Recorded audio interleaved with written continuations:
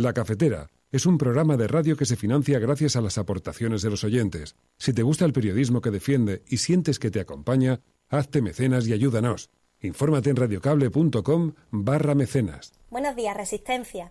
Soy María desde Sevilla. Bueno, pues yo empecé a escucharos hace 2 años, cuando estaba en Londres. Y fue gracias a Manu, mi marido, que me habló de un programa de radio que había encontrado, de un periodista que emitía en pijama desde su casa. Y me llamó mucho la atención. A partir de ahí os escucho cada día y os habéis convertido en parte de mi vida diaria. Me he hecho mecenas porque defender un periodismo independiente es el primer paso para poder construir un mundo mejor. Un saludo a todos.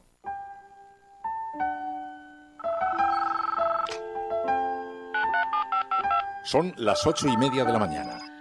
Las 7:30 en la Casa Museo de José Saramago, en Tías, Lanzarote. Buenos días, mundo. ¿Quieres un café?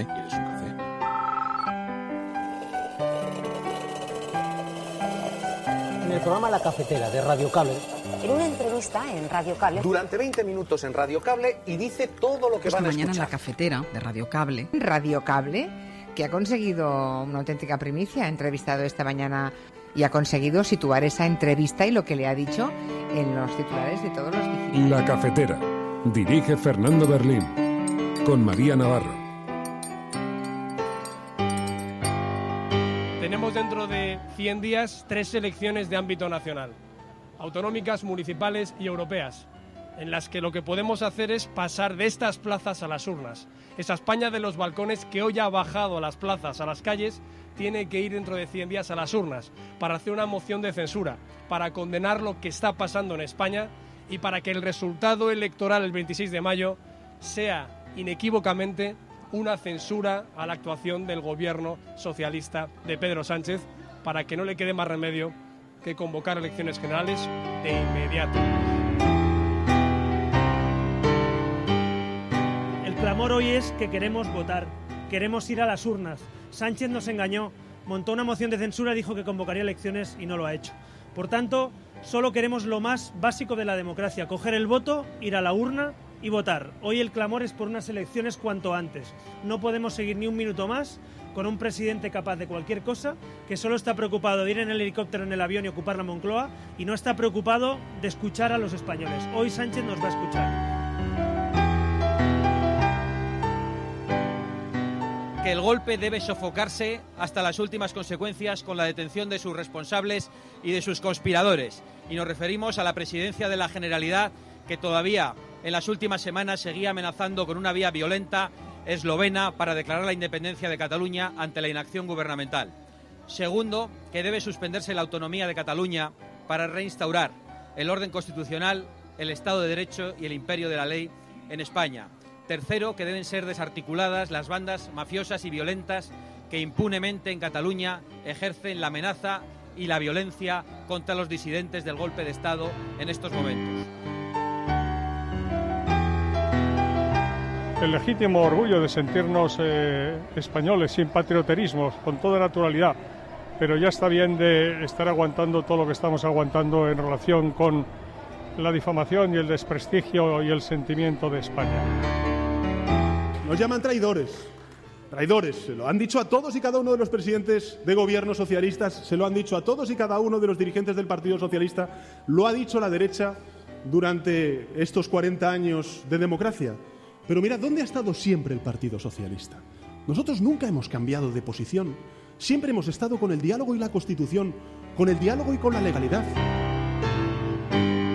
Nosotros le pedimos al Gobierno, le pedimos al presidente del Gobierno coraje, valentía para seguir adelante con este diálogo y con esa determinación de resolver el conflicto político que hay en Cataluña.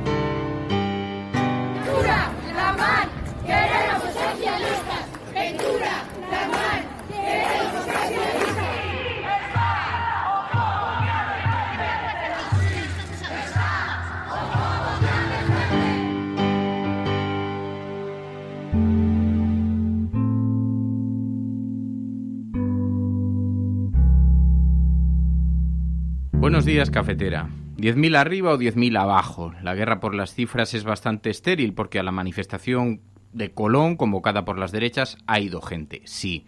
La gente que se esperaría en una convocatoria de toda la derecha al unísono, hecha por los 3 partidos más importantes y todos sus satélites con absoluto altavoz mediático y que dicen representar como poco a media España y su mayoría silenciosa, y convocando una manifestación al grito de felonía, alta traición y golpismo? Pues no. No es mucha gente para tanto grito, y sería mejor que ellos mismos considerasen menor la convocatoria, porque si miden así su éxito, las expectativas electorales parece que no van a ser muy altas. ¿Es esto todo lo que puede convocar la derecha al unísono? ¿O quizá es que el hecho de convocar a golpe de sobreactuación y con mentiras no sale muy rentable?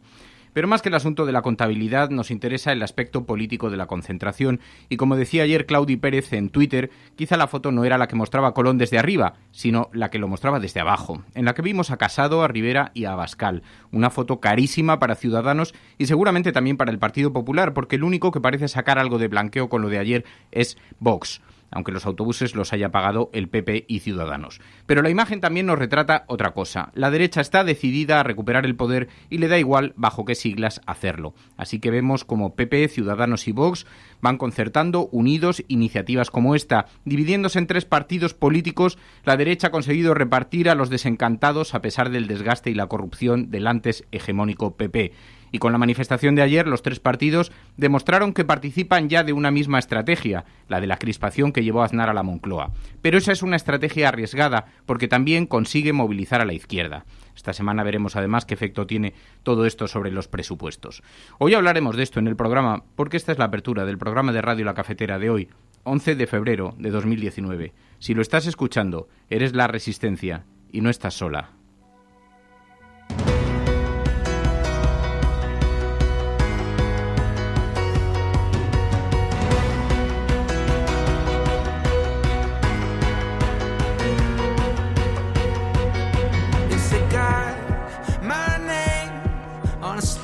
Sí, porque además creo que es indiscutible que había mucha gente y se ven las imágenes. Luego ha habido algún vídeo que no era real, pero ha habido muchos otros que sí, que mostraban un montón de gente. La cuestión es todo lo que pueden convocar todas las derechas al unísono en una situación que dicen es de extraordinaria gravedad, la mayor en la democracia desde el 23F. Bueno, pues a la vista está que es evidente que no. Muy buenos días a todos, bienvenidos a La Cafetera. Hoy vamos a analizar las portadas de los periódicos y veréis que, bueno, hay diferentes interpretaciones, ya podéis imaginar por dónde caminan básicamente las portadas de los periódicos, pero lo que vamos a hacer es conversar en esta mañana con Enric Hernández, el director del Periódico de Cataluña, entre otras cosas porque este fin de semana publicaron una portada muy atrevida que nos gustó mucho, nos llamó profundamente la atención, en la que recogían los nombres de todos los fallecidos en el Mediterráneo, uno por uno. Inmigrantes, refugiados, migrantes, personas que venían buscando socorro y que fueron muriendo en el mar. Le pusieron nombre y apellidos a todas esas personas y era una portada, como digo, valiente, además en un día como el del domingo donde estaba convocada esa manifestación, que entre otras cosas entroncaba perfectamente con uno de los sentimientos que han estado agitando para convocar la manifestación, el de la xenofobia y el racismo. Y esa portada nos colocaba ante un espejo y daba una mirada, una visión sobre la realidad de la inmigración bastante interesante. Por eso hablaremos hoy con él y ya le preguntaremos también por la portada de hoy. La derecha pincha, dice hoy el Periódico de Cataluña. Bueno, esto en La Cafetera. También tuvimos allí nuestro corresponsal, María Navarro. Buenos días. Buenos días. ¿Qué te pareció el clima? Bueno, no me pareció muy moderno. Vamos a dejarlo ahí.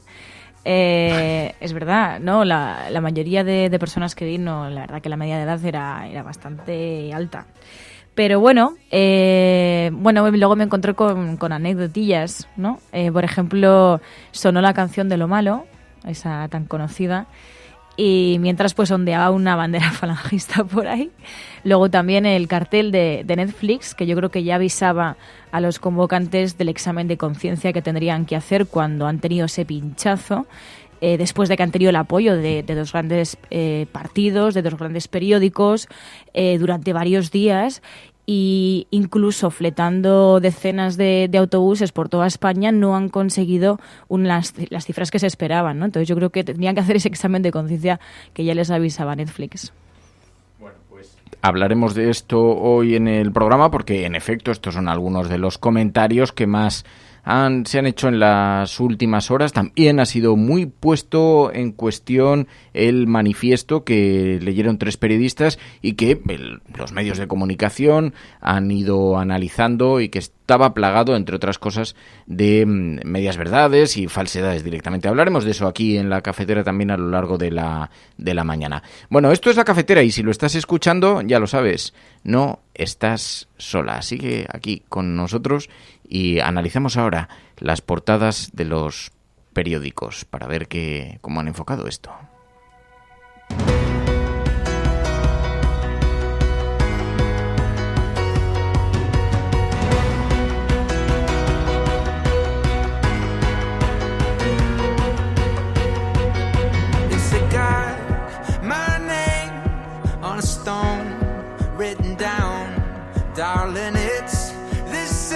La portada del diario El País lleva precisamente esa imagen a la que nos referíamos. Ayer hubo 2 imágenes fundamentales en la concentración de Colón. Por una parte, las imágenes aéreas que muestran, en efecto, una gran afluencia de personas y las imágenes tomadas a pie de calle. Y concretamente la que escenificaba la unidad ante decenas de miles de manifestantes con todos los partidos de la derecha al unísono, intentando en un gesto separarse por algunas personas, confundir, distanciar a Pablo Casado de Albert Rivera, mezclando algunas personas entre medias, pero la imagen, la fotografía finalmente se produjo y, como dice el periódico El País, la derecha escenificó su unidad ante decenas de miles de manifestantes. Casado, Rivera y Abascal posaron juntos por primera vez y acusaron a Sánchez de ceder a las 21 condiciones de Torra. Y lo hicieron en ese manifiesto que leyeron en Colón y con estos argumentos. Los políticos y las organizaciones de la sociedad civil reunidos en esta concentración, queremos manifestar nuestro más enérgico rechazo a la traición perpetrada por el Gobierno de España en Cataluña. Nosotros, los reunidos en esta plaza, compartimos y por compartirlo representamos el hartazgo de la inmensa mayoría de los españoles ante la deriva suicida del gobierno de Pedro Sánchez. Y afirmamos una vez más, y todas las veces que haga falta, nuestro compromiso con la unidad de la nación española, patria común, indivisible, de todos los españoles, patria de todos, en la que a nadie se discrimina por cómo piensa o a quién vote. Pues eso en la lectura del manifiesto. Después hubo intervenciones de los propios representantes políticos de las formaciones, las principales que habían llamado a la manifestación. Tenemos dentro de 100 días 3 elecciones de ámbito nacional, autonómicas, municipales y europeas, en las que lo que podemos hacer es pasar de estas plazas a las urnas. Esa España de los balcones que hoy ha bajado a las plazas, a las calles, tiene que ir dentro de 100 días a las urnas para hacer una moción de censura, para condenar lo que está pasando en España y para que el resultado electoral el 26 de mayo sea inequívocamente una censura a la actuación del gobierno socialista de Pedro Sánchez, para que no le quede más remedio que convocar elecciones generales de inmediato.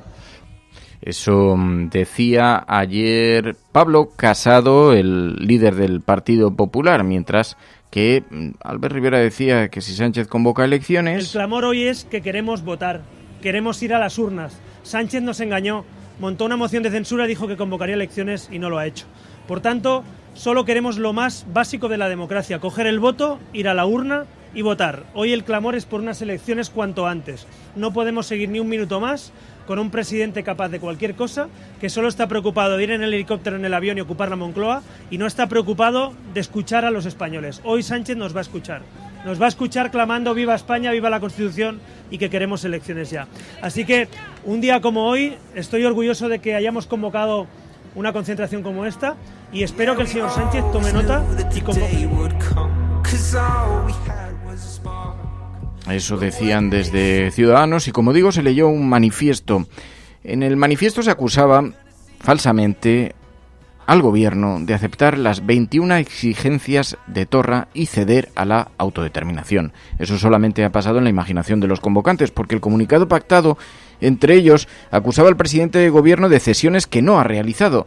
Entre los 21 argumentos que citan, algunas no se han ejecutado, como la petición de hacer efectivo el derecho de autodeterminación. También decían que Sánchez cedió a trasladar los políticos presos a la cárcel de Lledoners, obviando que la decisión fue tomada por el juez Pablo Llanera y que forma parte además de la política penitenciaria habitual, que la gente cumpla prisión en el lugar más cercano a su residencia. Solamente hay una excepción que se utiliza en la lucha contra el terrorismo en concreto.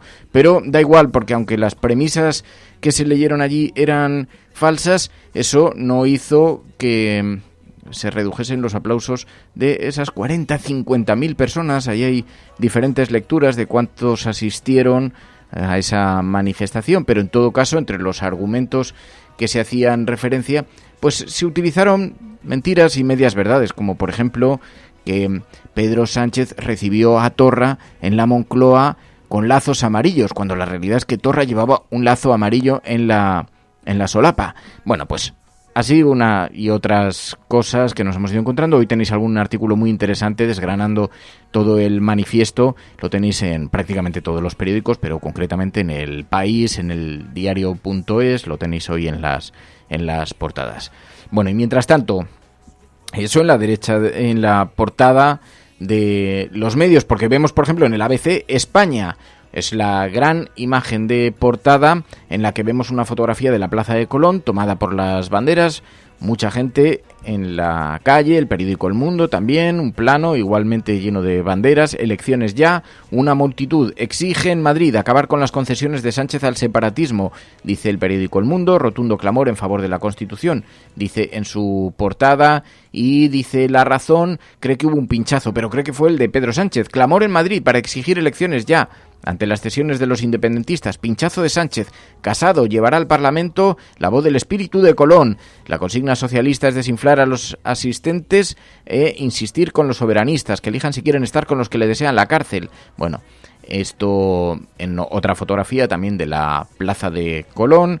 Y después en La Vanguardia, la escasa movilización de la derecha, dice La Vanguardia en su portada, da aire a Sánchez.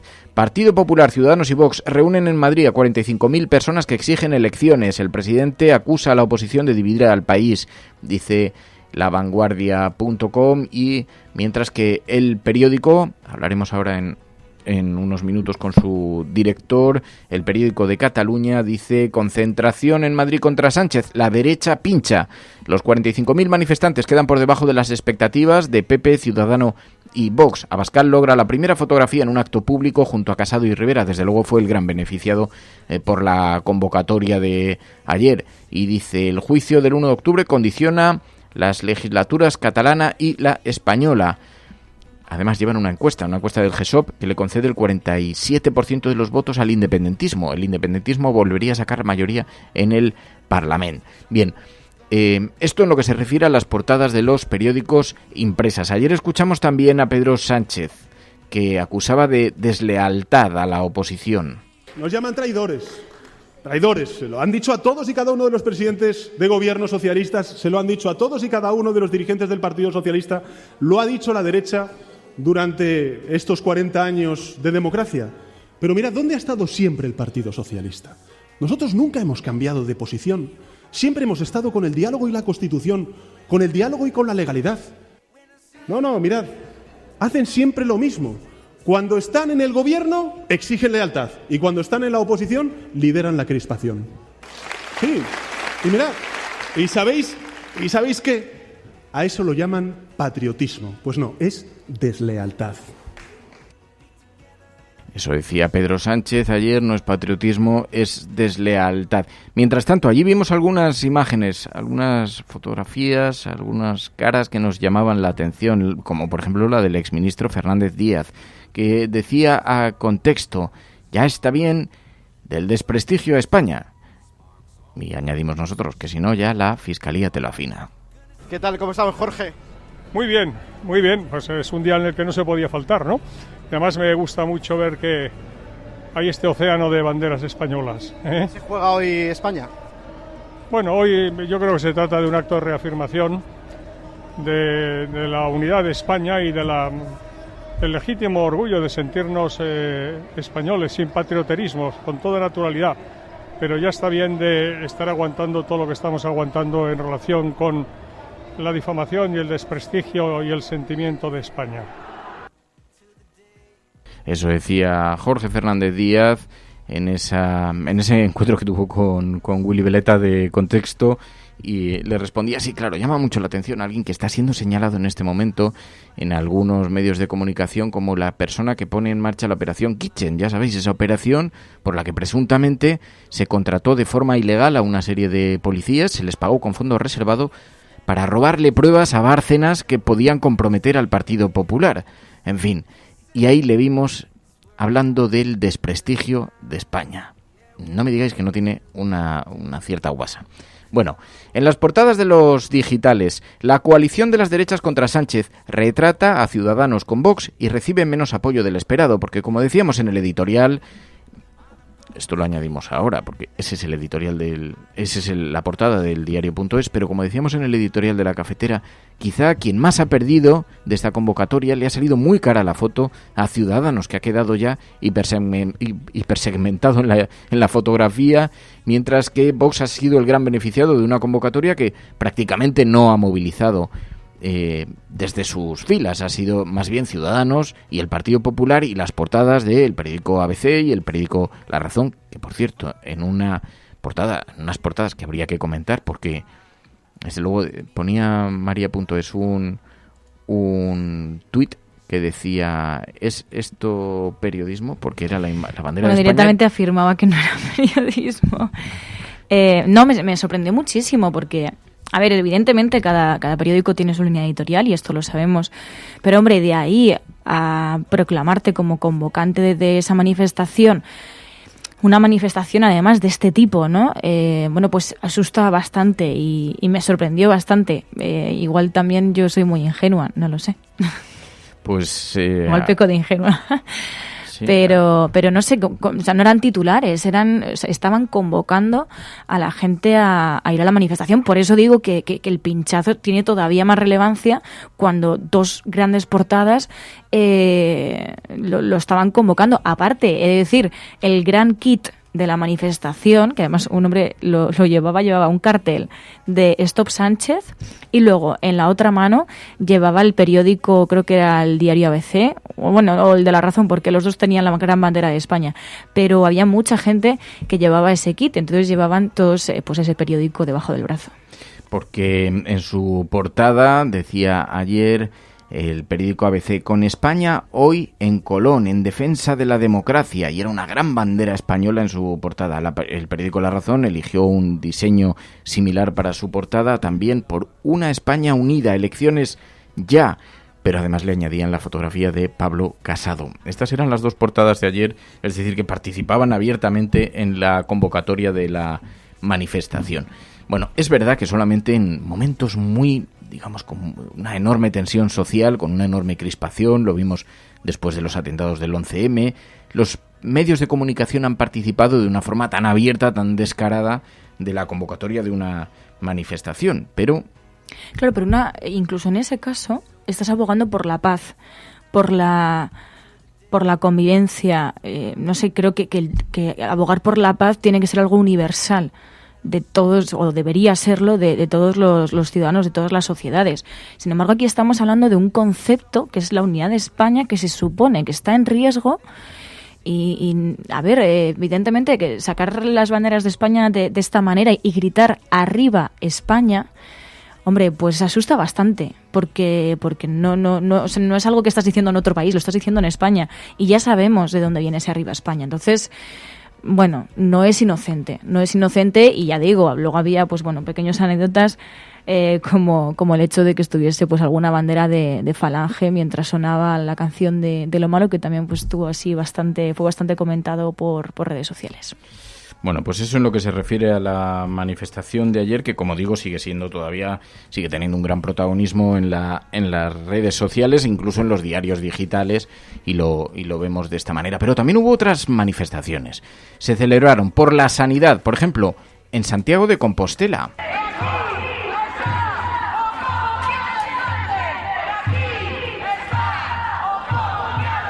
También la vimos en Teruel.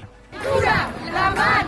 ¡Queremos socialistas! ¡Ventura, la mar! ¡Queremos socialistas! ¡Ventura, la mar! ¡Queremos socialistas! Manifestaciones que tuvieron un gran protagonismo también en los lugares donde se celebraban y que reclamaban la mejora de los servicios de sanidad en un montón de sitios donde se encuentran en un gran abandono. Es algo, por ejemplo, que ocurre en Teruel, que nos cuenta con mucha frecuencia Enfermeros Alesa, las enormes dificultades, la falta de especialistas en algunos lugares, en algunos hospitales, y las dificultades que tienen los médicos, los sanitarios, los enfermeros para llegar a la población en lugares donde se está viviendo una clara despoblación. Bueno, pues unas grandes manifestaciones que vimos ayer a lo largo de diferentes lugares, de diferentes provincias. Bueno, en la portada de Público.es, Sánchez maneja varios escenarios electorales en función del pleno de los presupuestos, porque claro, todo este clima coincide, nos lo encontramos frente a la primera votación que tendremos que ver sobre los presupuestos.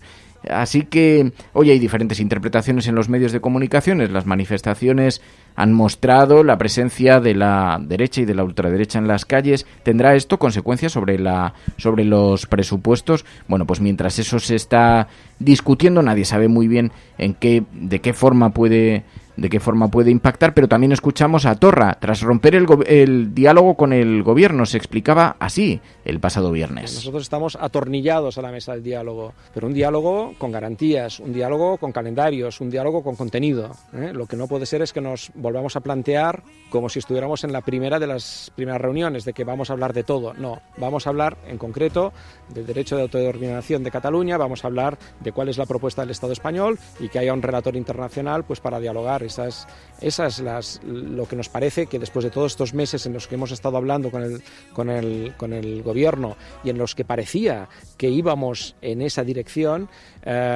no entendemos qué ha pasado estas últimas horas, y por lo tanto nosotros le pedimos al gobierno, le pedimos al presidente del gobierno coraje, valentía para seguir adelante con este diálogo y con esa determinación de resolver el conflicto político que hay en Cataluña.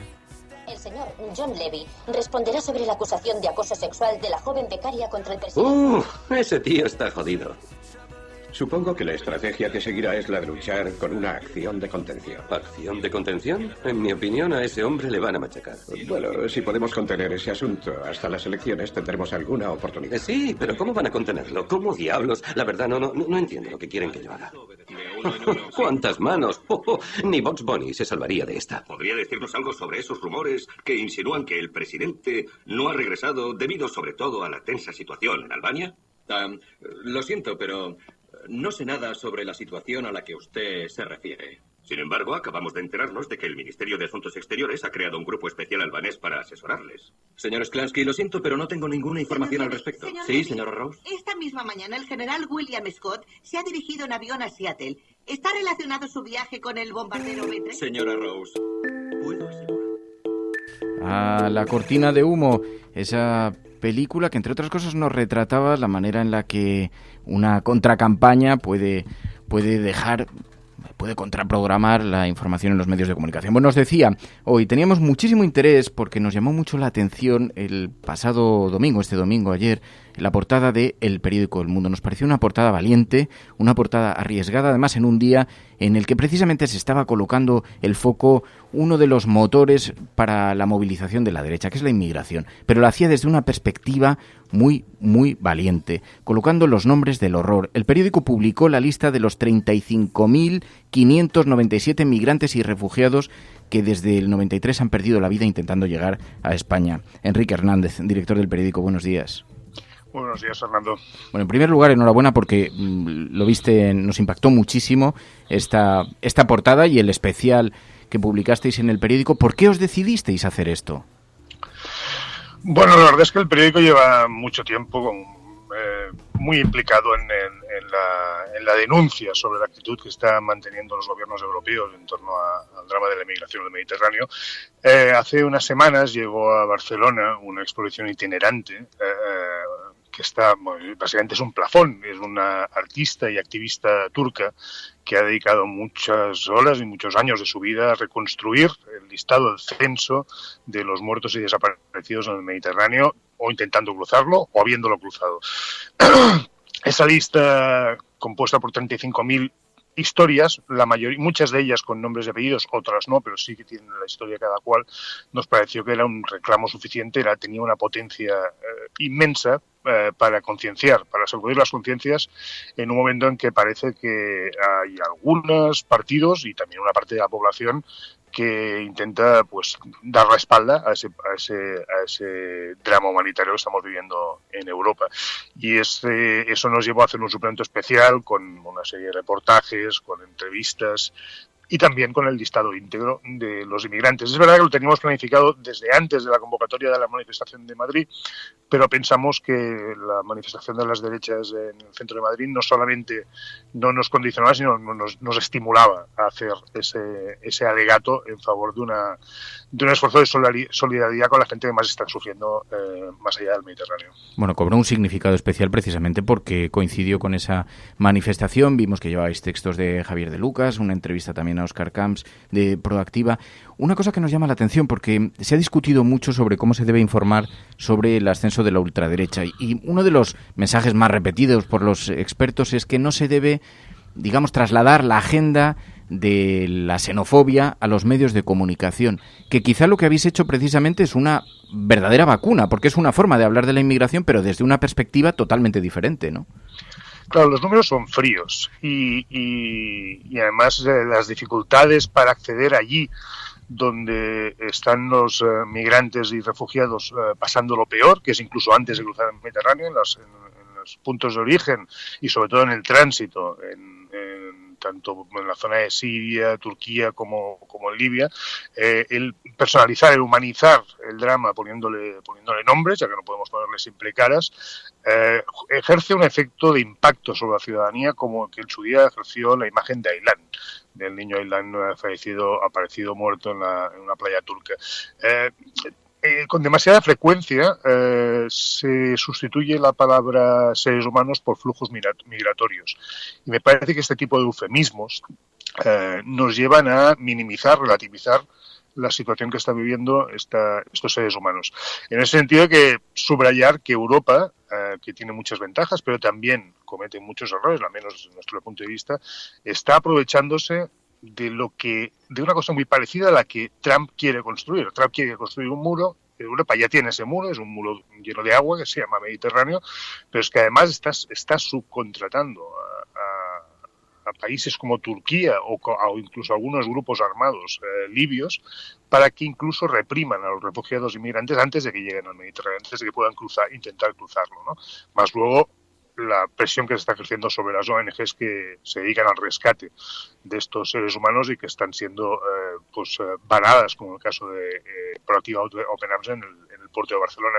Yo creo que la política española ha preferido, en general, dar la espalda a este problema, sabiendo que también es parte del uno de los puntos de destino de esta inmigración, y los medios de comunicación tenemos la obligación de poner el foco allí donde la política no quiere mirar.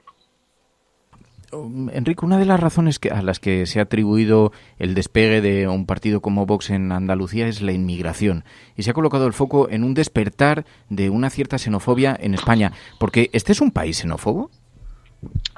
Yo creo que no. Es decir, que España, primero por su historia, o sea, España tiene mucha influencia de la cultura islámica desde la etapa de Al-Ándalus, y aquí ha habido oportunidad para tener conflictos étnicos. Hay que recordar que el caso de Ejido fue un caso muy aislado que no se extendió por España, pues que después de los atentados del 11M, en el 2004, se podía haber creado el caldo de cultivo para que se produjeran roces o conflictos étnicos que nunca se han producido. Entonces las roces, porque no tenemos que ser hipócritas, necesitábamos en aquel momento, años 2000, necesitábamos, y 90s, necesitábamos la inmigración, necesitábamos esa mano de obra que nos ayudara a hinchar la burbuja de la construcción, la burbuja inmobiliaria. Y es verdad que muchos de los inmigrantes que vinieron a España, cuando la economía ha entrado en recesión y han faltado ofertas laborales, se han ido a otros países. Por lo tanto, en España no hay guetos como puede considerar que hay en otros países. Y yo creo que la tolerancia se impone. Y en este sentido, perdón, Fernando, el comentario de la actualidad, en ese sentido es una buena noticia cuando la intolerancia se organiza y convoca un acto, la presencia sea más bien magra. Sí, porque hemos visto la portada del Periódico de Cataluña, también la quería comentar contigo hoy. La derecha pincha. ¿Cómo se ha observado desde allí las imágenes desde Colón? Porque, digamos que para ser una llamada, una convocatoria al unísono de toda la derecha, parece que la asistencia no ha sido muy alta, aunque, a decir verdad, la Plaza de Colón estaba llena de gente. Sí, estaba llena de gente, pero nosotros hemos hecho una comparativa. No podemos hacer la comparativa con las convocatorias del movimiento independentista, que son, como sabéis, muy multitudinarias. Pero la hemos comparado con una convocatoria del 7 de octubre del 2017, en el mismo punto, en la Plaza Colón, por parte de la Fundación de Naes, una fundación de extrema derecha minoritaria.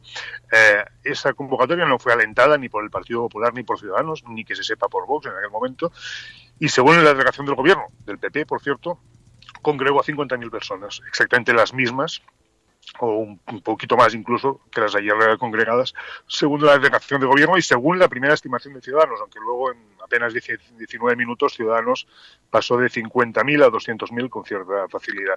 Si España está tan amenazada, si las negociaciones presupuestarias ponen en riesgo la unidad de España, tal como que sostienen los convocantes, debería haber un clamor en España y en Madrid particularmente para salir a la calle y defender la unidad. Y no parece que tal cosa suceda. Y eso, desde Cataluña, se considera una buena noticia.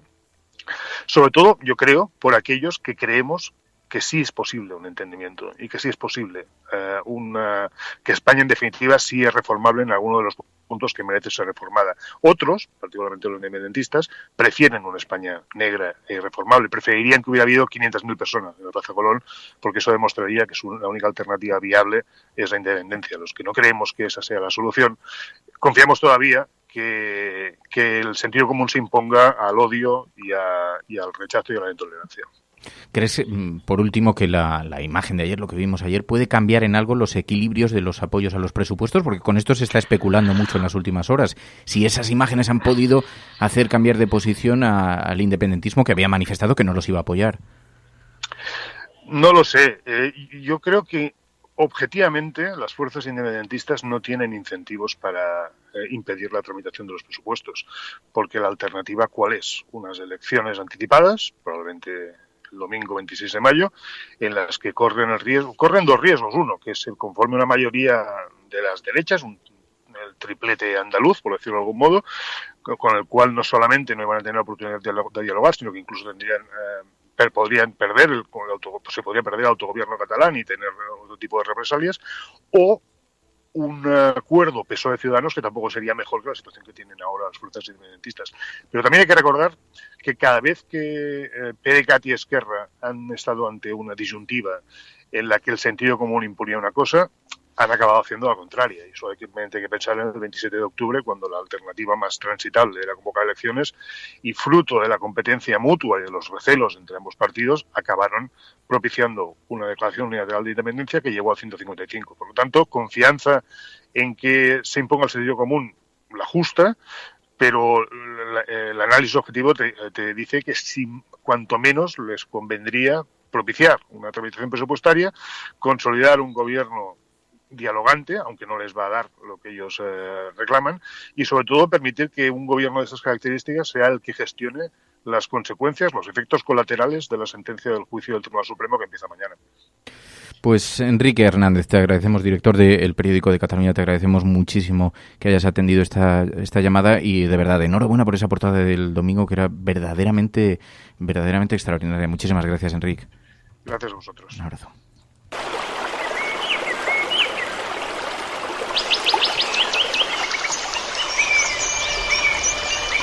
Datos que aseguran que el calentamiento global provoca cada año en el mundo 7 millones de muertes prematuras más que las causadas por el SIDA y la malaria, por ejemplo. Han ido a parar al río Guadiamar después de que se rompiera una balsa en las minas de Aznalcóllar. El vertido, que contiene ácidos y metales pesados, ha afectado a viviendas. Estos picos de polución no solo hacen que nuestra salud se resienta, también reducen nuestra esperanza de vida. El petrolero, el Prestige, que naufragó ayer con 77.000 toneladas de combustible en su interior. Hay que controlar que no aumente el vertido al mar. En Muxía, entonces aquí caían 450 litros por metro cuadrado, ahora son 308 y la uva se seca. El agujero del Ártico alcanzó un tamaño similar al de 5 veces Alemania y se formó la primavera pasada tras un periodo inusualmente prolongado de bajísimas temperaturas. Todos tenemos el poder de cambiar. Entonces, ¿a qué esperamos?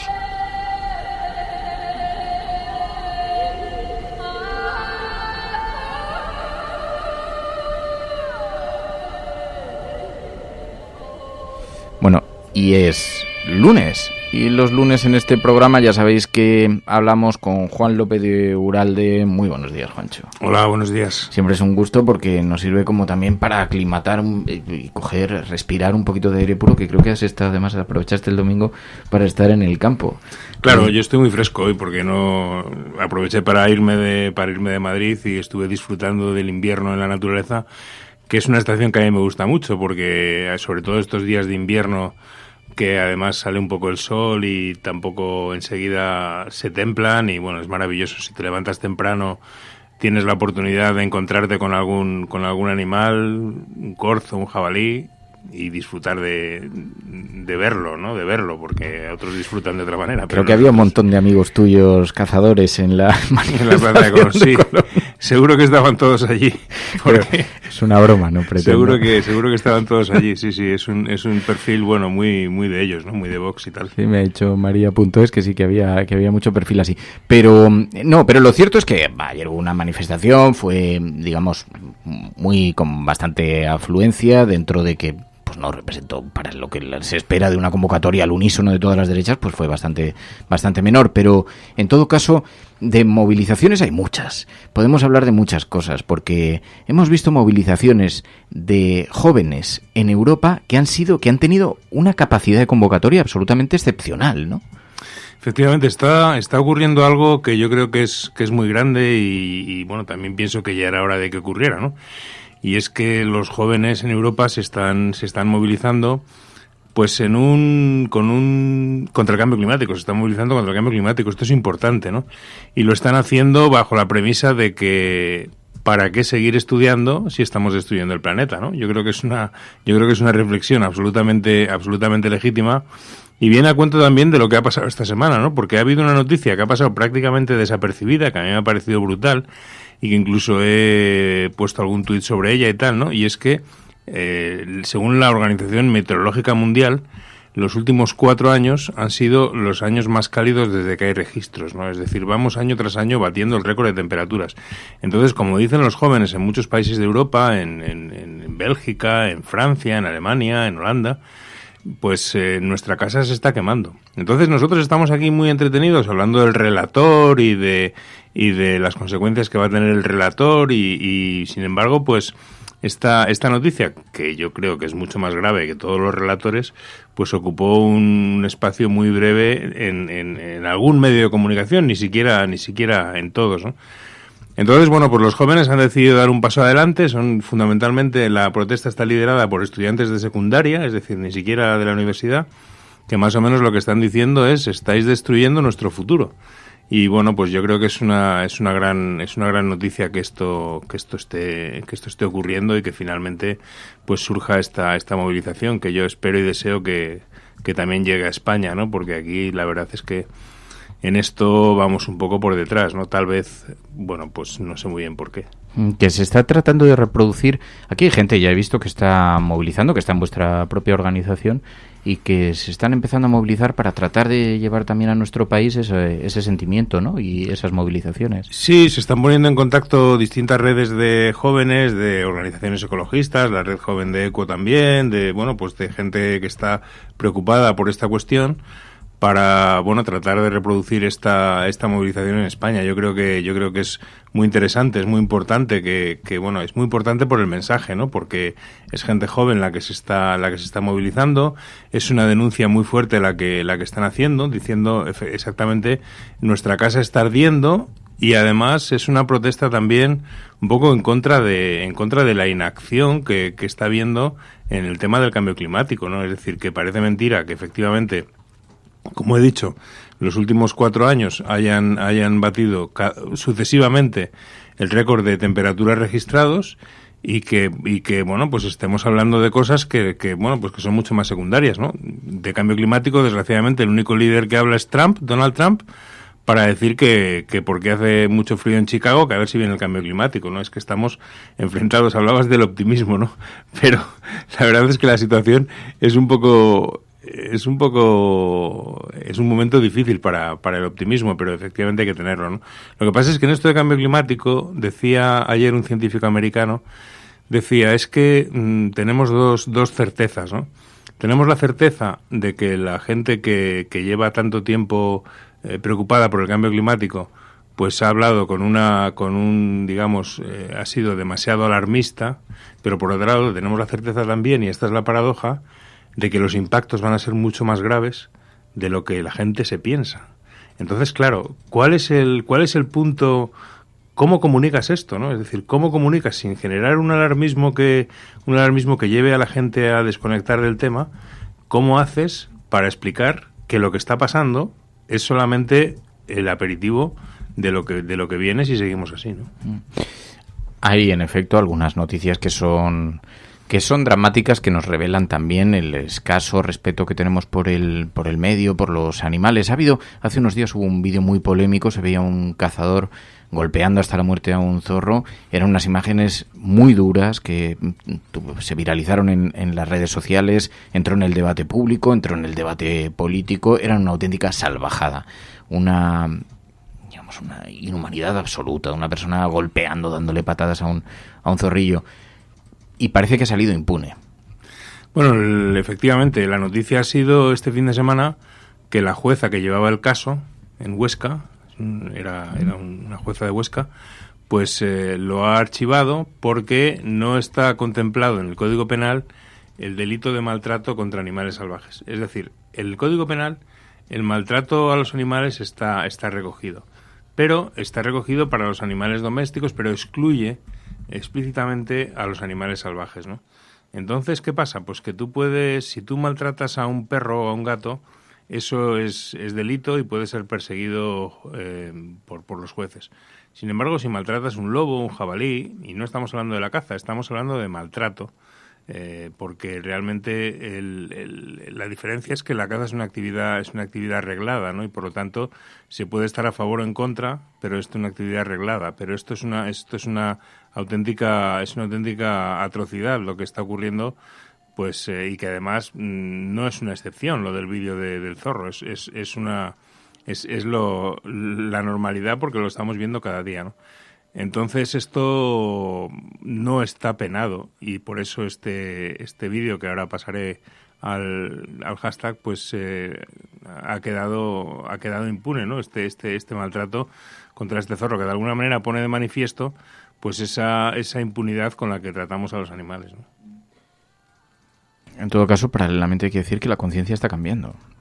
Sin duda está cambiando. Imaginaba hace 15 años. Mira, estaba viendo unas fotografías, no la tengo aquí encima, creo que la tengo en la habitación, pero la publiqué el otro día en Instagram y vi que ponías un comentario. Es una foto que hice, pues no sé, en la 89 o 90, hace un montón de años, pues es una de mis fotografías favoritas, porque la tomé en Aragón, en las fiestas del pueblo, y se veía una vaquilla. Entonces las vaquillas se corrían en una plaza improvisada, en medio de la plaza del pueblo, y después las colgaban del ayuntamiento. Fíjate qué metáfora. Y las colgaban del ayuntamiento, pues, con una especie de ganchos gigantes. Castellote es un pueblo que está con unas cuestas, que tiene unas cuestas muy pronunciadas. Y entonces las despiezaban allí mismo, en plena calle. Uh-huh. Y claro, el espectáculo era absolutamente, te puedes imaginar, no era un matadero, y era un lugar donde se hacía tradicionalmente eso, y la sangre corría por toda la calle cuesta abajo. Allí cada vez que llueve se forman auténticas cataratas, pues son unas cuestas muy pronunciadas de piedra. Y claro, imagínate eso con sangre de un animal por litros y litros, y los niños jugando alrededor. Y allí tomé una fotografía de un niño subido encima de uno de los toros, y decíamos, ¿cómo ha cambiado el país? Es verdad que se siguen produciendo las corridas, que siguen siendo una auténtica salvajada, pero, por ejemplo, se ha restringido esa imagen del despiezamiento a los mataderos. Poco a poco ha ido, en cierta manera, tomando conciencia la sociedad. De hecho, algunos amigos míos de Castellote mismo me decían, fíjate, ahora no sería esto imaginable, ¿no? Dentro de que se siguen celebrando vaquillas y seguimos viendo estas imágenes todos los veranos en todos los pueblos de este país y todo, pero algo poco a poco va cambiando. Bueno, ya no tiramos la cabra desde el campanario, pero pero efectivamente la conciencia ha aumentado muchísimo. Los mismos debates, vamos a ver, el otro día lo comentábamos, es decir, esta tensión que tiene el mundo de la caza es una tensión que se debe a que la conciencia social ha cambiado y hay una percepción pues negativa, ¿no? de esta actividad en mucha gente, ¿no? Y eso hace que estén muy a la defensiva. Todavía desgraciadamente las instituciones siguen defendiendo con mucha fuerza estos festejos, ¿no? De hecho, el Senado aprobó la semana pasada una moción del Partido Popular con los votos de Ciudadanos y el Partido Socialista diciendo que había que defender las tradiciones como los toros y la caza, pero vamos a ver, o sea, las tradiciones se pueden defender o no, es decir, una tradición por sí mismo no tiene por qué ser buena, es decir, tú mismo lo estás diciendo, esa tradición pues está bien que haya desaparecido, ¿no? Y así con otras, ¿no? Es decir, que parece que por el hecho de ser una tradición, pues hay que mantenerlo por encima de todo. Y creo que esto, pues debe eliminarse, ¿no? Entonces sí es verdad que hay una conciencia creciente y que las cosas están cambiando y que realmente son actividades, y de ahí el nerviosismo de esos sectores, son actividades pues cada vez con menos interés social. Es decir, se puede llegar a prohibir o no prohibir los toros, pero que cada vez interesan menos, eso es una realidad, y que eso es lo que va a hacer que acaben desapareciendo. Te lo decía porque en los últimos días, y viendo el clima por poner en valor algunas cosas positivas que están ocurriendo, ¿no? Porque viendo algunas imágenes tan pesimistas, lo que está ocurriendo en el mundo, los retrocesos permanentes, en cierta forma creo que estamos siendo víctimas de la doctrina del shock. Y creo que eso le está pasando a los progresistas en todo el mundo, y siempre nos da la impresión de que se va perdiendo la gran partida, ¿no?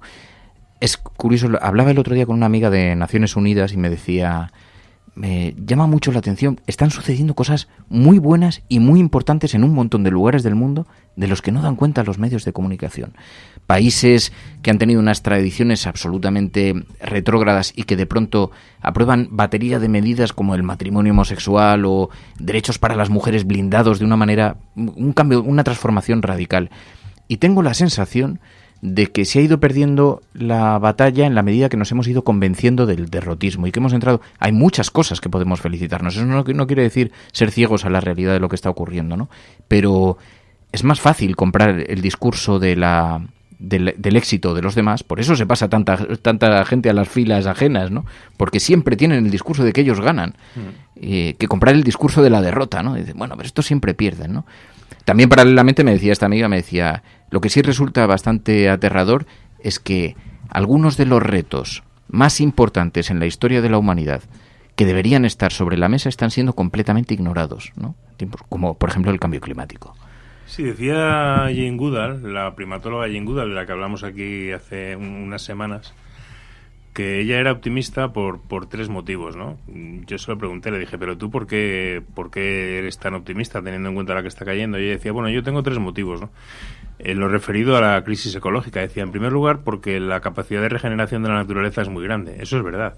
Es decir, ecosistemas que han estado muy golpeados, en el momento en que se deja de golpearlos y se trabaja para su recuperación, pues se recuperan muy rápidamente. Tenemos el ejemplo aquí en Madrid de la renaturalización del Manzanares, que realmente ha sido espectacular, ¿no? La vuelta de especies, de especies sobre todo de aves como el martín pescador, etcétera, la garza, la garceta, hay muchísimas, es un ejemplo, ¿no? Es decir, cuando dejas de machacar, la naturaleza se recupera, ¿no?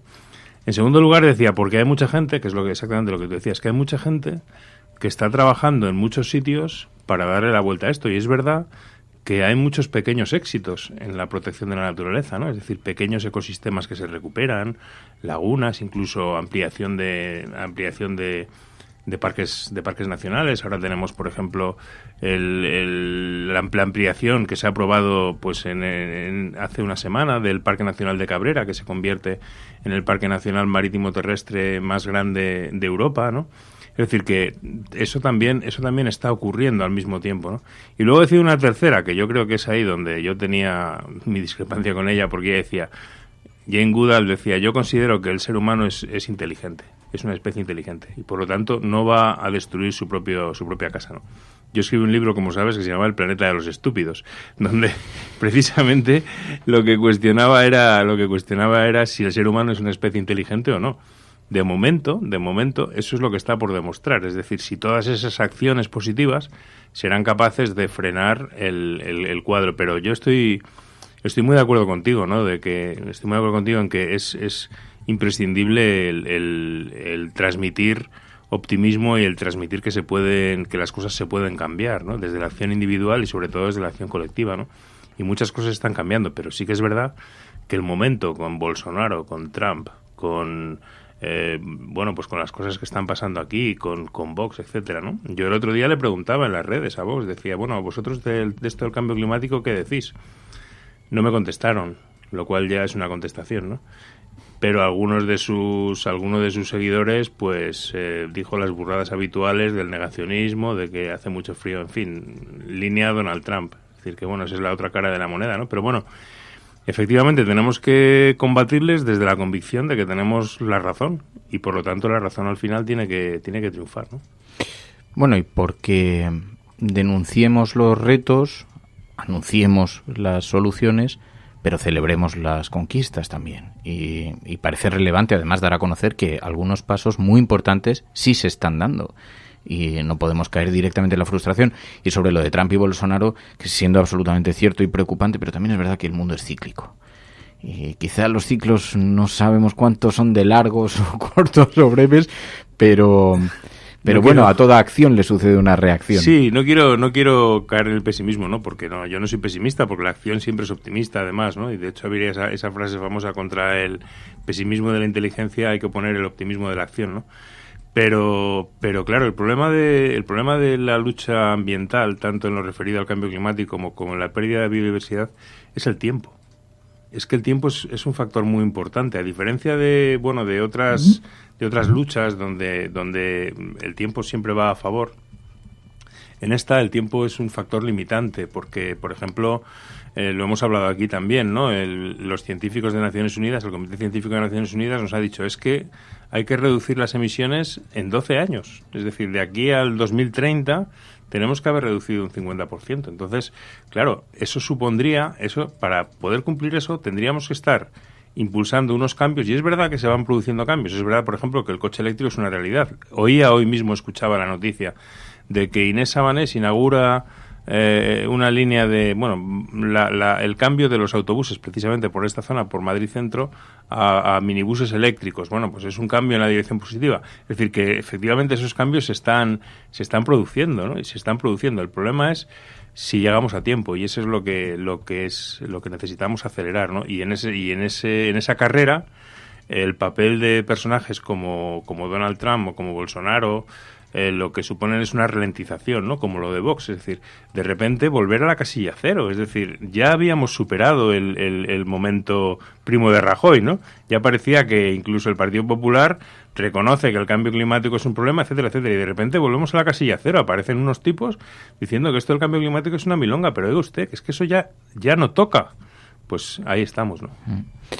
Bueno, pues algunos de los retos que tenemos, en todo caso, que son importantísimos, como dices. Juan López Duralde, muchísimas gracias, Juancho. Gracias, Fernando. Un saludo, Resistencia. Seguimos aquí en la cafetera, que ya sabéis que además de la agenda setting, tenemos otra agenda, la que formulan los propios oyentes de este programa, la agenda de la cafetera. We will make America safe again. And yes, together we will make America great again. No puede estar de moda ser izquierdas, pues si son unos carcas. Están todo el día con la guerra del abuelo, con las fosas de no sé quién. Aprovechen estos meses de gobierno Frankenstein para que no se pueda defender la libertad y la unión. Acosen a la gente estos meses. Es usted un provocador. El discurso que ha hecho usted aquí es más propio de un fascista que de un demócrata. No, hombre, no era instructora. No, hombre, no. Es que no tienes ni idea. Pero este no es momento ni de siglas ni de partidos políticos. El enemigo es Daesh, el terrorismo yihadista. El cielo no se toma por consenso. El cielo se toma por asalto. Bienvenidos a la... Más allá de la agenda setting, está la agenda de los oyentes de la cafetera. Buenos días, cafetera. Parece como broma. Que es la única salida al problema territorial. Tu colaboración es importante. Ayúdanos retuiteando la dirección de este programa. Hagamos que se nos oiga. Hagamos que se nos conozca. Radiocable.com.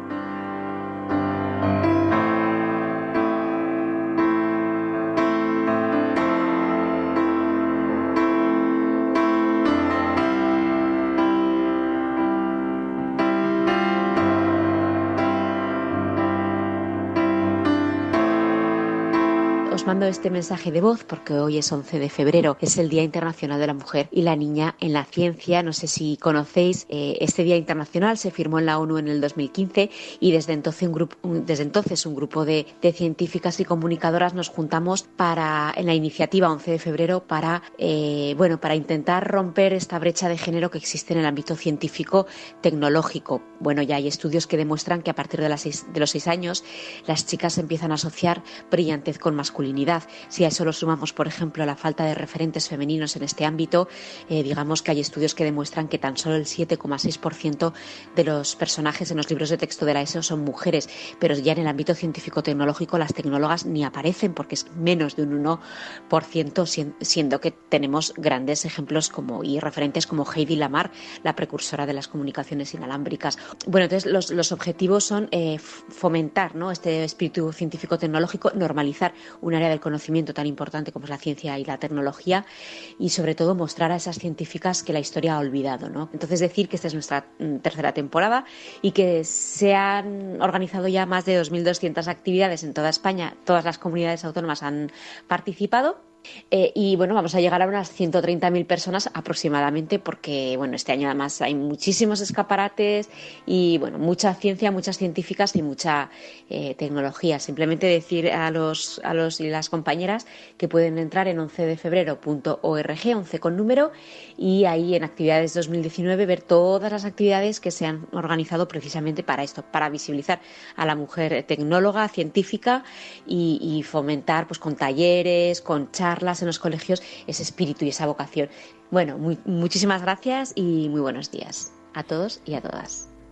Bueno, pues con estas palabras Rocío Ibarra nos hablaba de que hoy efectivamente es el Día Internacional de la Mujer y la Niña en la Ciencia, un día en el que animan a romper ese techo de cristal con muchas actividades para visibilizar a la mujer científica y fomentar esa vocación científico-tecnológica en las niñas, ¿no?, y en las chicas. Más de 900 personas de la comunidad científica, en su mayoría mujeres investigadoras, impartirán unas 1.900 charlas y talleres que llegarán a más de 100.000 estudiantes en 800 centros educativos.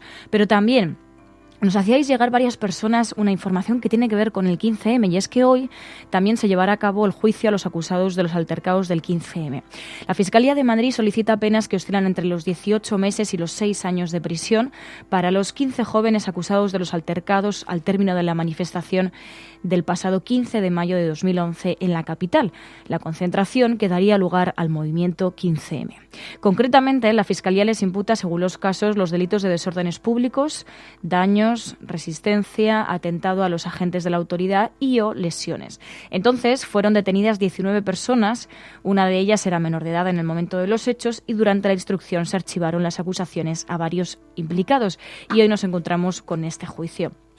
Pero también, en otro orden de cosas, este lunes veremos a los exministros de Fomento, José Blanco y Ana Pastor, comparecer en la comisión parlamentaria que investiga el accidente del Alvia del 24 de julio de 2013, en el que, recordamos, murieron 80 personas y hubo más de 150 heridos.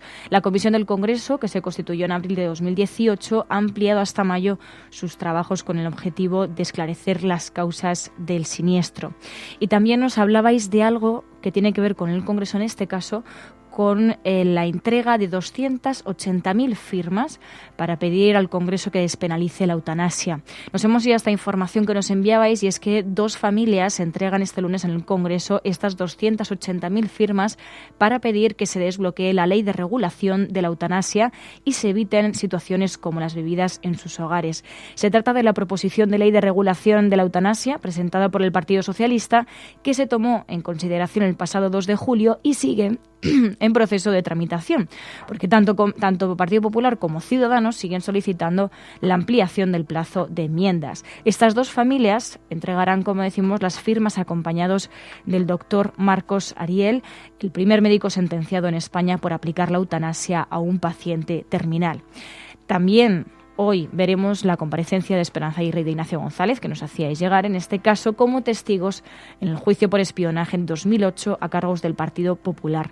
En la última sesión, el viernes pasado, declaró como testigo Francisco Granados y aseguró que una investigación interna de la Comunidad de Madrid descartó en su momento que se hubieran realizado en 2008 esos seguimientos. Pero bueno, hoy veremos a Esperanza Aguirre y Ignacio González como testigos en ese juicio. Y terminamos la agenda de la cafetera con algo que ocurría este domingo, y es que este domingo Elena Maleno alertaba de una patera de 44 personas en Alborán. Así lo informaban los familiares a la activista Elena Maleno, y horas después se daba a conocer la noticia de que habían sido rescatadas por salvamento marítimo estas 44 personas de origen subsahariano, entre ellas 10 mujeres y 4 menores en buen estado de salud. Así que así terminamos. Sabiduría real, con campechano primero. Muy buenas, gentes de la resistencia. Quisiera hacer unas declaraciones en referencia a la manifestación celebrada este domingo. Esto no fue una cuestión de fascistas, fue una manifestación convocada por el Partido Popular y Ciudadanos. Y se dio la eventualidad que también se sumó Vox, Hogar Social Madrid, Democracia Nacional, Falange de la Jons, Alternativa Española y España 2000. Se dijo de hacer una manifestación lo más transversal posible. Y claro, esta gente entiende por transversal el corte que hay que hacer desde la cabeza hasta los pies si se encuentra alguien con una bandera republicana. ¿Y qué se va a hacer? ¿Echarlos? Pues no. Esa gente tiene que participar, y si quiere expresarse libremente por el bien de España y por el rey, o sea yo, pues bienvenido sea. Y allí estaba Pablito Casado, amiguito mío, no los iba a echar. Es un tipo diplomático que además nunca tiene una salida de tono. Así que no digáis cosas que os orientan. ¡Hala! A meditar. Before I drift away, speak to my heart, reminding me. Nuestro rey republicano, que con frecuencia irrumpe, es el rey irrumpilicano, que me dicen, has cortado María, no, que has salido así, sí, ya había acabado. Ha sido mi culpa, ha sido una falta de coordinación por mi parte. No, Lo siento, no volverá a ocurrir. Pero, bueno, sobremesa cafetera, el momento para apurar el café, quitar de en medio las portadas de los pericos. Juancho sigue por aquí, que se está tomando el café. Si quieres ponerte el micrófono puedes también. Es que todo esto va muy rápido, ¿no te da la sensación de que... No sé, vamos muy rápido el programa, se me pasa volando. ¿El programa o la vida? Bueno. ¿Qué queda de ese Juan López Dural, de muchacho que corría por las montañas? ¿Y cómo van pasando los años? ¿Cuántos años llevas ya en política? No, en política, fíjate, estamos en 2019 y en 2009 fue la acción de Copenhague, por lo tanto vamos ya para 10 años. Es que ayer encontré las fotos, 10 años. Sí, vamos para 10 años. 10 años desde que fuiste detenido. Parece mentira, ¿verdad? 10 años desde que empezamos con esta... O sea, se puede decir con esta aventura. Que y ahora por fin, juventud... Y ahora por fin hablan de la ola verde, por fin. Y dicen, es que ¿dónde hay verdes en España? Si en España no hay verde. Y digo, joder, llevamos aquí 50 años intentando que alguien nos haga caso, pero bueno, ya lo estamos consiguiendo. No, a la décima va la vencida. Lo que pasa es que dicen algunos oyentes que me obsesiona el paso del tiempo, pero que es verdad que no te das cuenta. Si es que 10 años con aquella acción en la que y aquel cartel que la verdad qué gran valor tuvo, pero también la historia, porque decía, los políticos hablan, los líderes actúan. Sí. Pero bueno, yo la verdad es que... no has dejado, no has dejado de actuar. No he dejado de actuar, en eso era... De hecho, hemos hecho una película ahora, con algunos compas del grupo, a ver si sale, una película, un corto de esos así, que ya lo sacaremos en su momento. ¿Ah, sí? Pero avánzanos algo, ¿de qué? ¿Como de revival? No, es de estos vídeos impactantes que se hacen en el grupo parlamentario de Unidos Podemos, y que lo presentaremos próximamente y que protagonizo yo. Pues o sea, yo sigo con el activismo, yo no me he convertido en un parlamentario ahí, digamos, no sé cómo definirlo, al uso. Yo me considero un activista y eso es lo que está en mi ADN. La política es una herramienta, es una trinchera. Y ahí estamos. Voy a ver qué pasa esta semana. A mí me sorprende porque además, sobre todo, gente que viene del activismo y entonces se mete en política, que en realidad ya estabais haciendo política, pero de otra manera, no es una política institucional, por así decirlo, ¿no? Pero ayer hacían una reflexión, además, en el Salvados de este domingo, que estaban Irene Montero y Inés Arrimadas, y además creo que Jordi Evo le ha puesto un tuit en plan, ¿qué estamos haciendo mal para que cuando le preguntas a dos mujeres políticas sobre si recomendarían a un amigo si meterse en política o no, las dos contestaron de manera bastante reticente, diciendo, Inés Arrimadas, por ejemplo, dijo, yo le diría que se lo pensase mucho, y Irene Montero directamente dijo que igual no se lo recomendaría. ¿Qué estamos haciendo mal? Digo, como sociedad, para que no esté bien considerado ser político, o para que un político no recomiende serlo. Bueno, también porque el grado de fiscalización que hay y el grado de asedio entre partidos políticos, entre rivales políticos, es salvaje. Es salvaje. No se había producido ninguna cosa así. Hablábamos también este fin de semana hablando de la transición, ¿no? Porque hay quien tiene idealizada la transición y tal. Y yo le decía, hablábamos concretamente de un personaje de la transición que ha sido noticia esta semana, que ha sido Alfonso Guerra, ¿no? Creí que ibas a decir Corcuera, digo, sí, también. Corcuera también, pero Corcuera es menos. Y es que leí un artículo muy interesante, no me acuerdo dónde lo leí, que hablaba del libro el de autobiografía de Federico Sánchez, pero el otro, ¿no? Federico Sánchez, del libro de Semprún. Federico Sánchez se despide de ustedes, que al parecer es sobre Alfonso Guerra, yo no lo sabía, ¿no? Durísimo. Durísimo, y contaba la intrahistoria de tal. Claro, en aquellos tiempos no había el barro que hay ahora. Es que realmente, y perdonadme, vosotros sois periodistas, pero hay medios de comunicación que han ido al puro barro. La cafetera no. Evidentemente, sois un espacio sois un oasis, ¿no?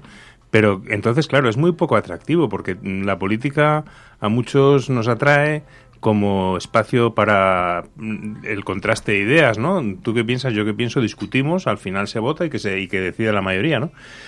Y sin embargo ahora pues efectivamente hay demasiada mierda, ¿no? Pero demasiada mierda porque se busca de todo, ¿no? De todo, y ya se llega a un nivel en que efectivamente es muy poco recomendable, porque tú estás en el mundo de las ONGs o en el mundo de la empresa privada o de la función pública, y simplemente haces tu vida sin que nadie se meta con ella, y a lo mejor cometes errores porque todos los cometemos, pero nadie te va a estar echando en cara esos errores todos los días, ¿no? Entonces, yo creo que hemos llegado a un nivel, a mí lo del otro día de Casado, los 20 insultos contra Pedro Sánchez, me parece, pero usted no tiene argumentos, no se puede argumentar lo que usted piensa, tiene que ir al insulto. Entonces, pero en cierta forma lo que ha quedado retratado es que no es tan eficaz como pensaban, ¿no?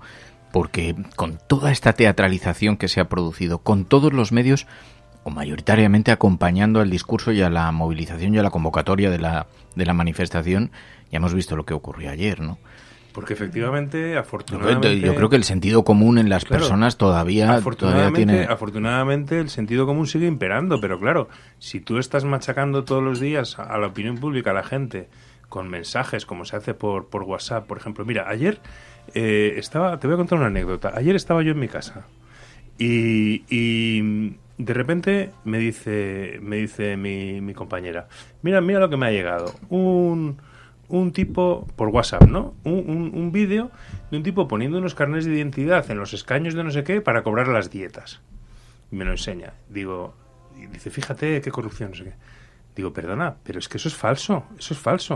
Eso no es España, eso no es el Congreso, fíjate.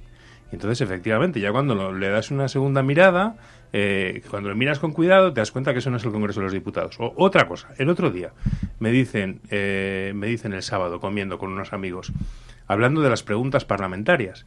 Me dicen, claro, es que, digo, yo presento muchas preguntas, no sé qué, me dice, claro, es que como cobráis por las preguntas que hacéis, digo, ¿cómo? Dice, sí, por cada pregunta que hacéis cobráis. Digo, perdona, ¿eso de dónde lo has sacado? Eso es mentira, eso es falso. Entonces, ¿sabes? O sea, hay como una especie de campaña de desprestigio, o sea, no, ya el prestigio está muy bajo, ¿no? Pero encima hay una campaña continuada de desprestigio, oiga, que los diputados no cobran por las preguntas que hacen. A mí me llama la atención que la transición, en cierta forma, mitificaba también la actividad política, porque el país llegaba de la situación que llegaba, pero es que de eso hemos pasado a la perversión total, y el discurso antipolítico que se ha instalado es salvaje, es brutal. Es brutal, pero además asumido por partidos políticos que están en el Parlamento. Y el discurso antipolítica, en el fondo, a lo que conduce es terrible, porque no nos engañemos. Es que hay gente que justifica... Ayer había un vídeo que circulaba de uno de los asistentes a esa manifestación, que tuvo mucha notoriedad, mucha repercusión, y le preguntaban y decían, es que en este momento hace falta ya mano dura. Cuando eso lo juntamos con el mensaje de antipolítica, cuando empezamos a ver que además la pérdida de soberanía de los países hacen que empieces a pensar que tus gobernantes próximos ya no tienen capacidad de influencia sobre tus necesidades, la fórmula es terrorífica, o sea, es espeluznante la conclusión. Eso me suena un poco digamos, al facha antiguo, ¿no? Al franquista que vuelve a la calle con ese discurso que lleva diciendo que hace falta mano dura desde que se murió el viejo, ¿no? Pero lo otro es nuevo y a mí me parece mucho más tóxico, porque realmente, claro, que estas cosas se estén moviendo, ¿no? Se mueven con un objeto, con el objeto, efectivamente, y es la pista de aterrizaje de personajes como Trump o Bolsonaro, ¿no? A base de esas mentiras, porque evidentemente hay muchas cosas que se hacen mal y que hay que denunciarlas y que hay que tratar de corregirlas, ¿no? Pero claro, esta campaña de acoso permanente y de difamación, pues al final que volvemos al punto de salida. Es decir, te pregunto a un amigo si le recomendarías meterse en política. Pues la verdad es que sí, efectivamente, yo pienso que te lo tienes que pensar mucho. Es verdad que mi planteamiento, y volvemos al tema del optimismo que decíamos antes, es que si no está gente que piensa como nosotros, va a estar otra gente que piensa de otra manera, que piensa esas cosas, ¿no? A mí me preocupa mucho la manera en la que también se ha degradado el debate, porque se puede discutir sobre las ideas. Ahora lo estaba poniendo en el chat, porque algunos de los comentarios del chat luego son reproducidos, son copiados, en las redes sociales los envían a grupos de extrema derecha, hemos visto algunos del chat de aquí del programa. Y por eso alertaba también a los oyentes de este programa que hay que ser vigilantes también en la degradación del discurso. Porque es verdad que nos hemos acostumbrado también a la descalificación, a utilizar un montón de falacias en nuestras conversaciones, a descalificar al de enfrente en lugar de atacar las ideas que dice defender, o decir, pues yo no pienso en esto por esto, porque además... Y pasan un montón, y nos pasa a todos, me pasa a mí el primero, pero yo he estado años en televisión viviendo este fenómeno, sufriéndolo, padeciéndolo, y también siendo partícipe, y cada vez trato de ser mucho más exquisito, evitar el ad hominem, hablar del asunto del debate, no del... Porque creo que se ha deteriorado mucho las posibilidades de debate.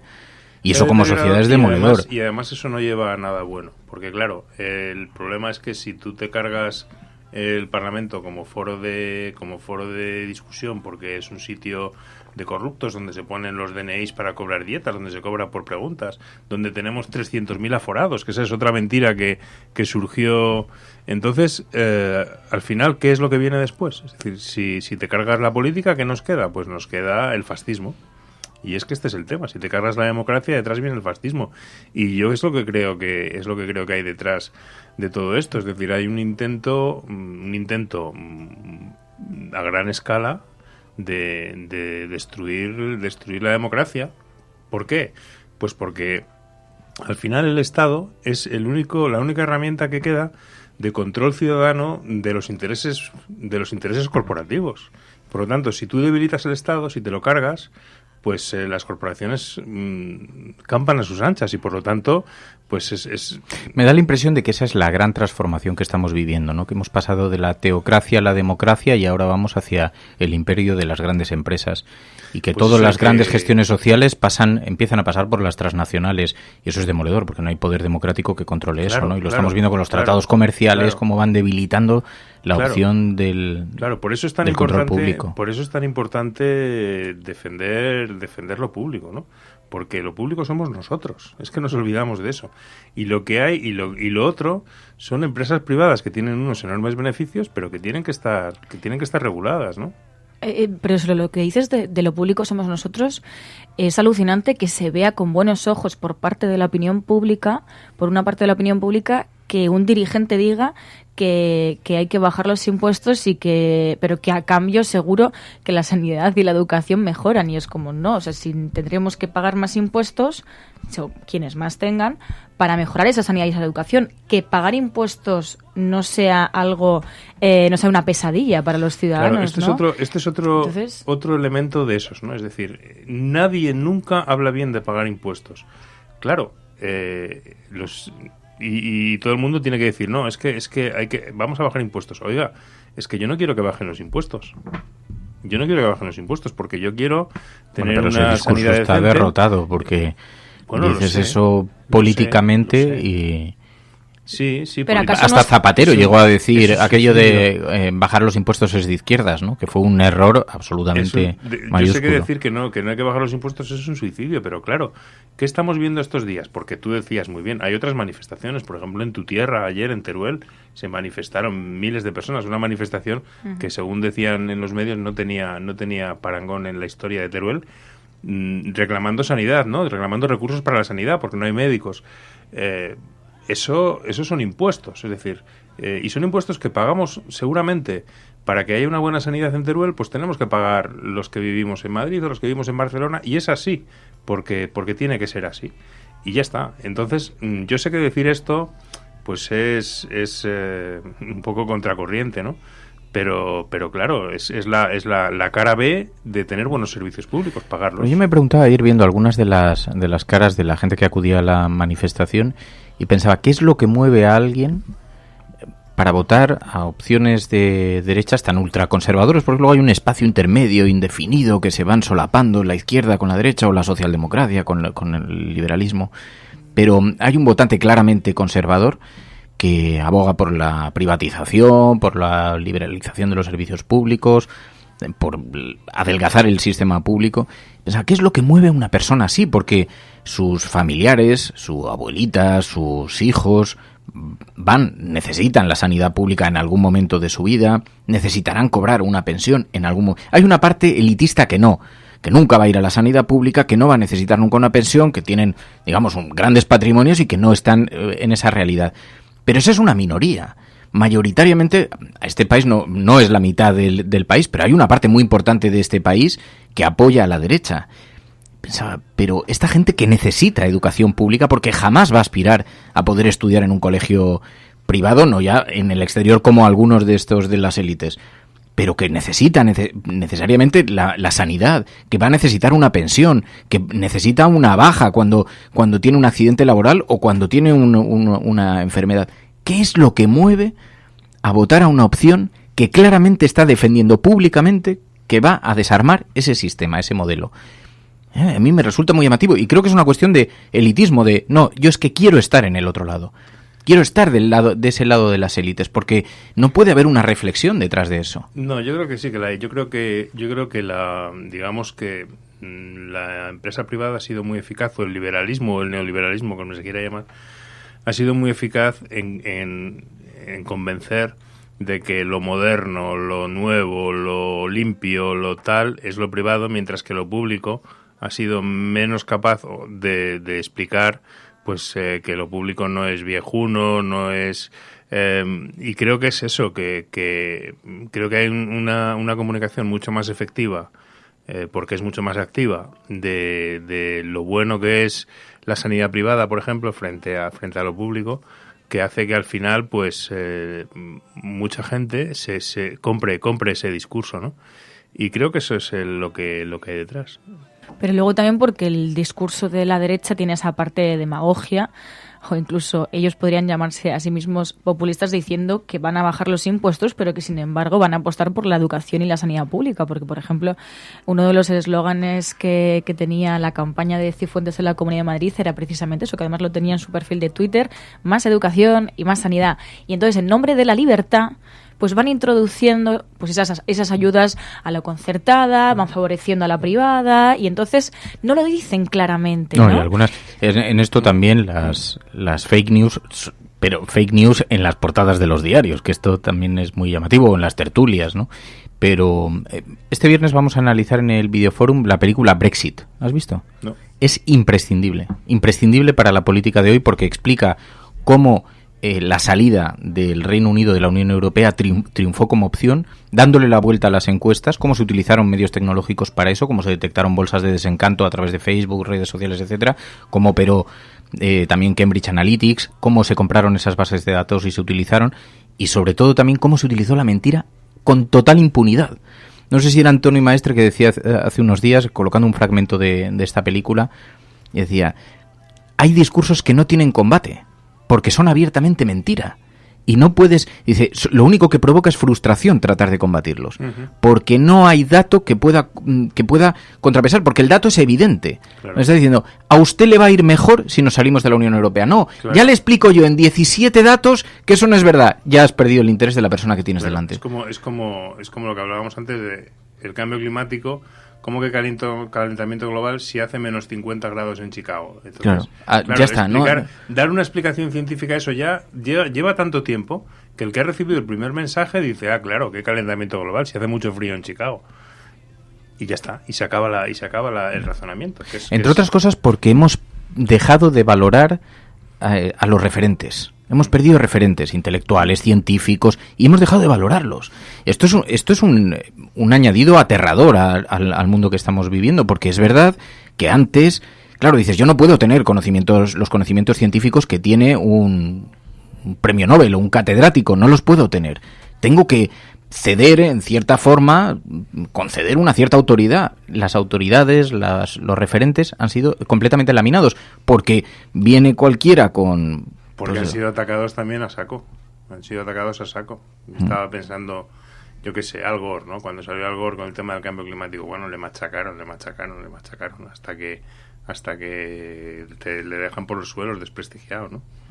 Y así con todos. O sea, no hay uno que aguante, porque en cuanto tienes un discurso que se sale un poco del discurso dominante, estás muerto. Bueno, y también porque no se ha promocionado lo suficiente la cultura, ¿no? Que también en este país pues tendríamos que hacer bastante autocrítica en eso, y al final, pues si no se da valor a algo, pues la sociedad tampoco lo va a dar.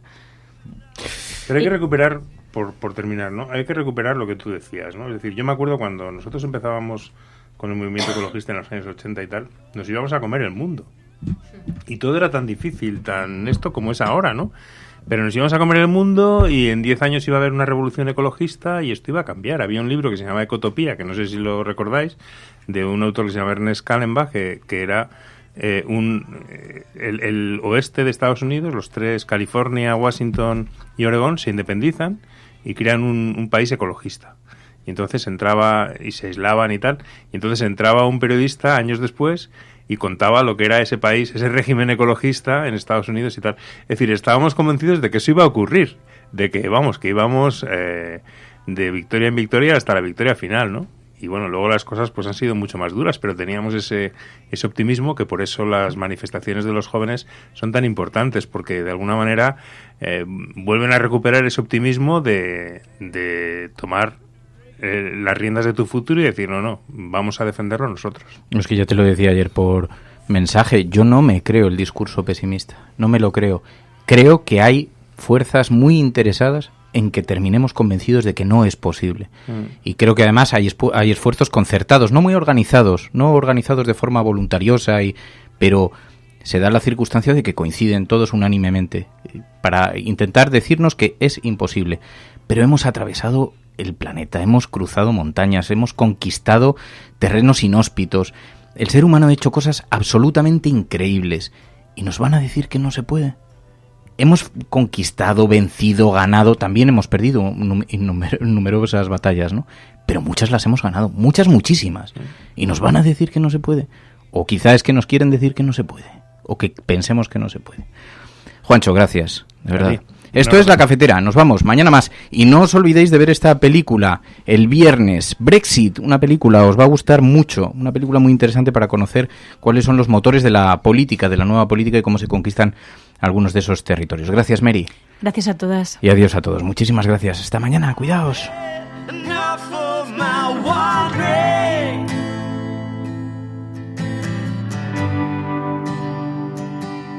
La Cafetera es un programa de radio que se financia gracias a las aportaciones de los oyentes. Si te gusta el periodismo que defiende y sientes que te acompaña, hazte mecenas y ayúdanos. Infórmate en radiocable.com/mecenas. Blood that speaks better word, better